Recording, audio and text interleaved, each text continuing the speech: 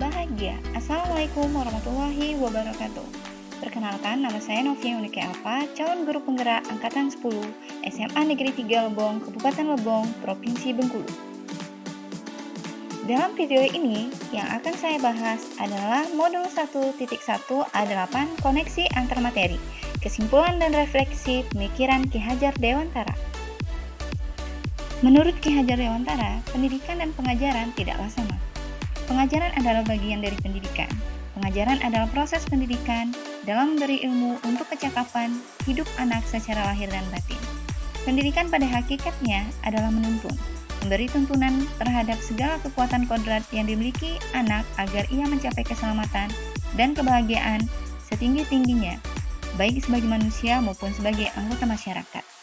Pendidikan menciptakan ruang bagi murid untuk tumbuh secara utuh, agar mampu memuliakan dirinya dan orang lain serta menjadi mandiri. Yang selanjutnya adalah dasar pendidikan Ki Hajar Dewantara. Yang pertama adalah menuntun. Menuntun adalah memberi tuntunan terhadap segala kekuatan kodrat yang dimiliki anak agar ia mencapai keselamatan dan kebahagiaan setinggi-tingginya, baik sebagai manusia maupun sebagai anggota masyarakat. Yang kedua adalah merdeka.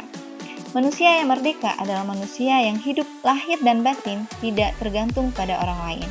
Dan yang ketiga adalah bermain. Bermain ini adalah salah satu kodrat anak.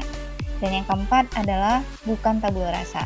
Bukan tabula rasa ini diartikan sebagai anak bukan kertas kosong yang bisa digambar sesuai dengan keinginan orang dewasa.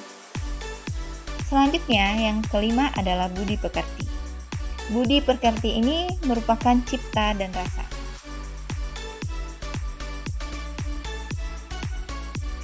Sebelum mempelajari modul 1.1 mengenai pemikiran Ki Hajar Dewantara, pembelajaran yang saya lakukan adalah: yang pertama, pembelajaran masih berpusat kepada guru. Yang kedua, masih menggunakan model pembelajaran yang monoton sehingga terkesan tidak menarik. Yang ketiga, ketuntasan dalam penyampaian materi lebih penting daripada memahami karakteristik murid. Yang keempat, tidak memberikan kebebasan kepada murid dalam menggali pemahamannya sendiri tentang materi yang dipelajari. Yang kelima, jika nilai murid sudah mencapai KKM, dianggap pembelajaran sudah berhasil. Baiklah, yang berikutnya adalah yang keenam, tidak mempedulikan apakah murid sudah benar-benar paham atau tidak tentang materi yang kita ajarkan. Selanjutnya, hanya meminta murid untuk meringkas dan menghafal materi saja, serta pembelajaran terfokus pada selesainya materi dan pencapaian kriteria ketuntasan minimum atau KKM yang mengutamakan aspek kognitif saja.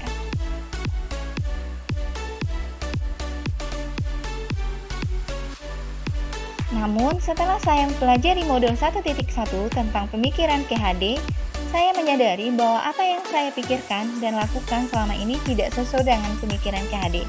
Tentunya tidak tepat.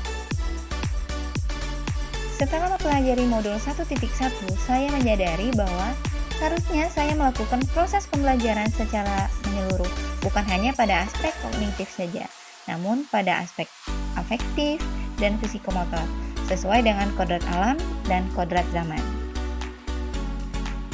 Selanjutnya, saya menyadari bahwa murid adalah sebagai subjek pembelajaran, bukan objek pembelajaran.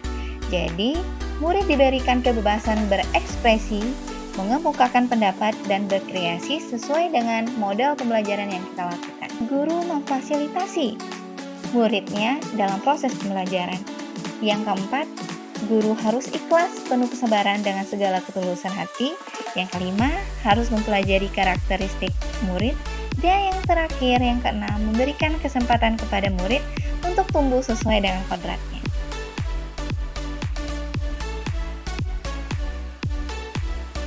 Nah, yang dapat segera saya terapkan dalam pembelajaran di kelas antara lain, merancang pembelajaran yang interaktif dan menyenangkan dengan melibatkan murid sesuai metode student center.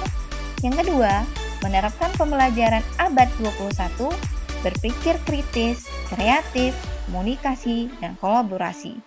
Yang ketiga, pembelajaran tidak lagi menuntut tetapi menuntun. Dan yang keempat, membentuk karakter murid dengan penerapan budaya sosiokultural. Contohnya saja adalah penerapan 5S: senyum, sapa, salam, sopan, santun.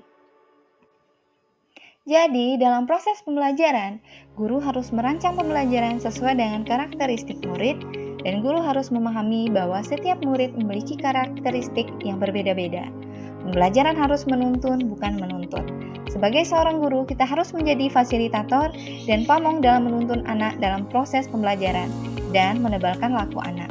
Dengan kata lain, guru hendaknya memberi teladan, semangat, serta dorongan kepada murid sesuai dengan semboyan Ing Ngarso Sung Tulodo, Ing Madia Mangunkarso Tuturi Handayani. Terima kasih, semoga videonya bermanfaat. Saya tutup dengan wabillahi taufiq wal hidayah. Wassalamualaikum warahmatullahi wabarakatuh. Salam Guru Penggerak.